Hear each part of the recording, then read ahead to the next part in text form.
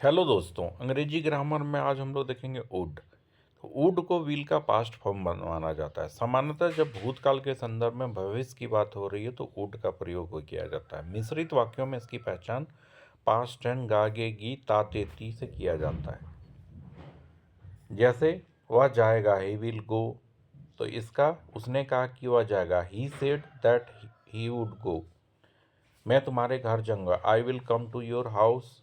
अगर आप मुझे न्योता देते मैं आपके घर आता। If you invited me I would come to your house. इस तरह से I knew he would not play. Use of would, indirect speech में विल के बदले वुड का प्रयोग होता है। हिंदी वाक्य में रिक्वेस्ट या ऑफर का भाव रहे, अंत में गागेगी से हो। अतीत में आदत या बार बार होने वाले कार्य को दर्शाने के लिए वुड को विल का पास्ट फॉर्म माना जाता है। सामान्यतः जब भूतकाल के संदर्भ में भविष्य की बात हो रही है वुड का प्रयोग किया जाता है। इनडायरेक्ट स्पीच में विल के बदले, जैसे मनोज ने कहा वह खेलेगा, Manoj say that he would play. अगर बारिश होता तो मैं छाता लाता। If it rained I would bring the umbrella. इस तरह से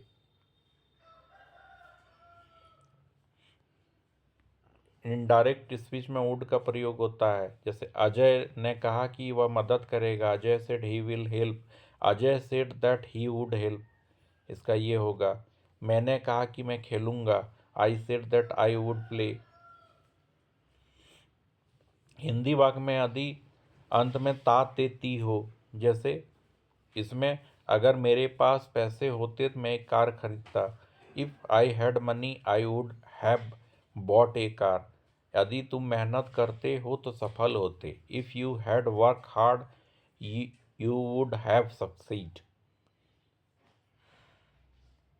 वुड का प्रयोग जब वाक्य के बीच में ताते ती हो, जैसे आदत स्वभाव दिखाने के लिए, कारण पर जोर देने की वजह के लिए। वह यहाँ आती पर उसकी माँ ने मना कर दिया। He would have come here but her mother forbid.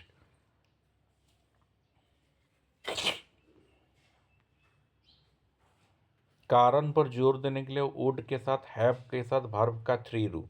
जैसे मैं पढ़ाई करता लेकिन मैं आज थका हुआ हूँ। I would have studied but today I am tired. वह यहाँ आती पर उसकी माँ ने मना कर दिया। He would have come here but her mother forbid. वाक में रिक्वेस्ट या ऑफर के लिए, जैसे क्या आप मेरे लिए एक गिलास पानी लाएंगे। Would you bring me a glass of water. क्या आप दरवाज़ा बंद कर देंगे। Would you close the door. Offer वाले में, जैसे would you like some tea, I would be happy to see you. Would you like me to carry your bags. Would you like me to help you with your shopping.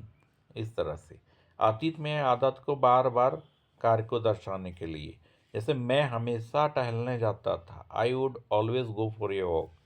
मैं football खेलता था, I would play football.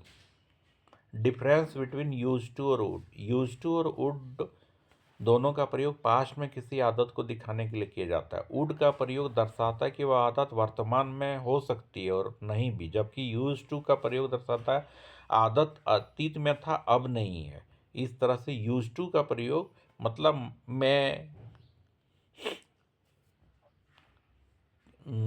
जैसे मैं football खेलता था लेकिन मैं अभी नहीं खेल रहा हूँ, तो उसमें यूज टू आप लगा सकते हैं। इस तरह से वुड बी का प्रयोग मतलब होना और बनना, जैसे डॉक्टर होना, खुश होना, दुखी होना, उपस्थित होना। उडबी का अर्थ होता है होता, गागेगी।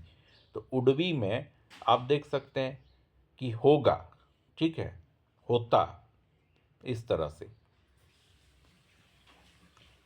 विल बी और वुड बी में अंतर होता है। विल बी का प्रयोग भविष्य में होने वाली अवस्था स्थिति को दर्शाता है। जब आप किसी वाक्य में विल बी का प्रयोग करेंगे तो आप काफ़ी श्योर रहेंगे कि ऐसा होगा ही।